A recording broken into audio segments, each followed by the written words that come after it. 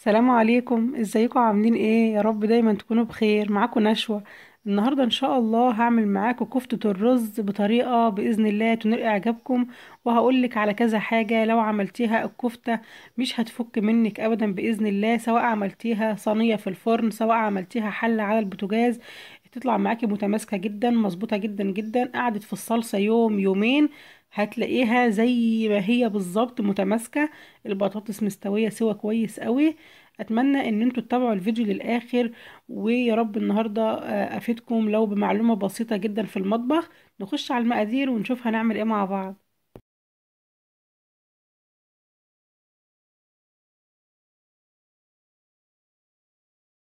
بسم الله الرحمن الرحيم. معايا نص كيلو لحمه مفرومه، كوبايتين من الرز اللي هو المج العادي بتاع الشاي. بتغسلي الرز وتنقعيه لمده ساعه، وبعد كده تصفيه وتحطيه في الشمس لغايه ما ينشف كويس جدا. وبعد كده تطحنيه في مطحنة الخلاط يبقى عامل معاكي زي الدقيق، لان لو خشن ده من الاسباب اللي بتخلي الكفتة تفك معاكي. ومعايا هنا شبت وبقدونس وكزبرة وتوم وبصلتين مفرومين ناعم.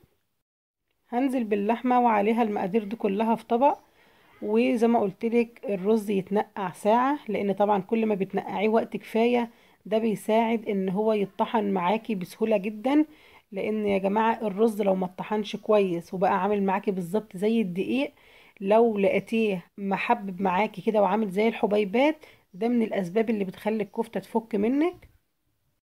فرمت اللحمة وعليها المقادير كلها في الكبة، تفرموهم كويس جدا. خدي بالك برضو من النقطة دي. بعد كده هتظبطي بقى الملح والبهارات بتاعتك وتعجنيهم مع بعض كويس قوي، علشان تتأكدي ان الملح والبهارات امتزجوا كويس باللحمة.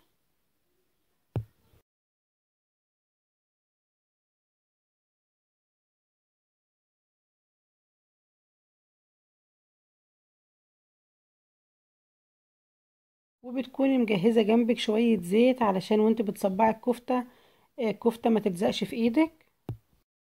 وتبدأي تصبعي، بس يبقي طوليها شوية لان هي بتبقى تكش وهي بتتحمر في الزيت. يبقى احنا هنا عرفنا ان الرز لو مش مطحون كويس قوي ده من الاسباب اللي بتخلي الكفتة تفك معاكي. وتاني سبب ان انت ما تكتريش الرز زيادة عن اللزوم. النص كيلو عليه كوبايتين.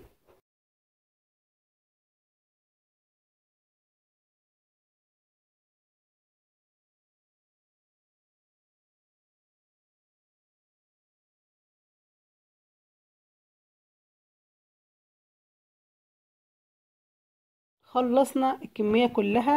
تابعوا الفيديو معايا للاخر لان لسه فيه اسباب بتخلي الكفتة برضو تفك منك. بعد كده بتحط الزيت على النار يسخن، تنزلي بالكفتة.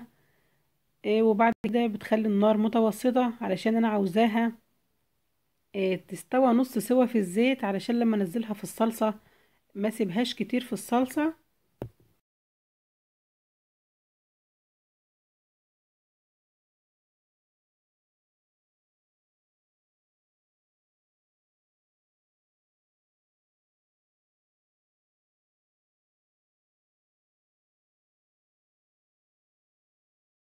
خلصنا تحمير الكفتة. هحط بصلة على النار متوسطة وتاخد معاكي اللون الذهبي ده. انا على فكرة حاطه لها زيت من نفس الزيت اللي انا محمرة فيه الكفتة، علشان برضو يعني الزيت ده ما ترمهش او كده، هو مش وحش. وبعد كده تاخد معاكي اللون الذهبي وتنزلي عليها بعصير الطماطم، وتحط لها كده شوية من الثوم المفروم. وتظبطي بقى الملح والبهارات بتاعتك وتسيبيها لغاية ما تتسبك معاكي.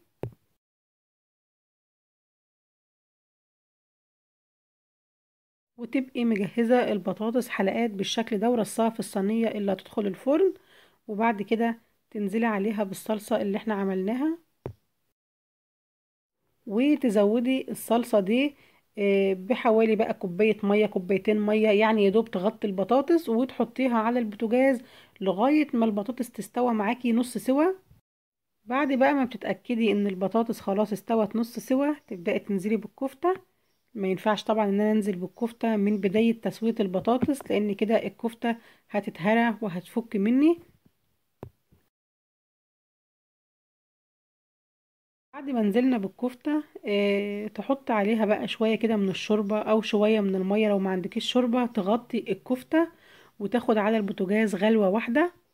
وزي ما قلتلك بتاخد غلوة واحدة على البوتاجاز، وبعد كده بتدخليها الفرن اللي احنا مشغلينه قبلها بشوية على الشبكة. واول ما تحس ان خلاص البطاطس استوت تشغلي الشواية تاخد لون وخرجت من الفرن بالشكل ده. يبقى انا كده عرفت ايه هي الاسباب اللي بتخلي كفتة الرز تفك مني. ان الرز يكون كتير زيادة عن اللزوم، ان الرز يكون مش مطحون كويس جدا، وان انا احطها مع البطاطس من بداية التسوية.